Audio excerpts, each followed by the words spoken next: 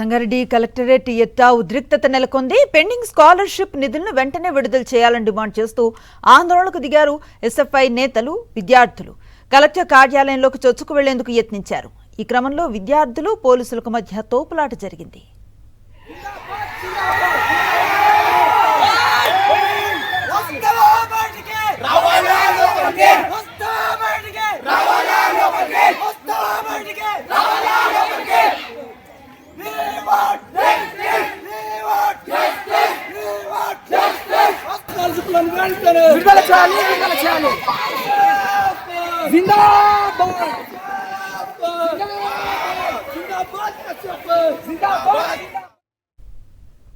Sangareddy collectorate ఎట్టా ఉద్రిక్తత నెలకొంది. పెండింగ్ స్కాలర్షిప్ నిధులను వెంటనే విడుదల చేయాలని డిమాండ్ చేస్తూ ఆందోళనకు దిగారు ఎస్ఎఫ్ఐ నేతలు, విద్యార్థులు.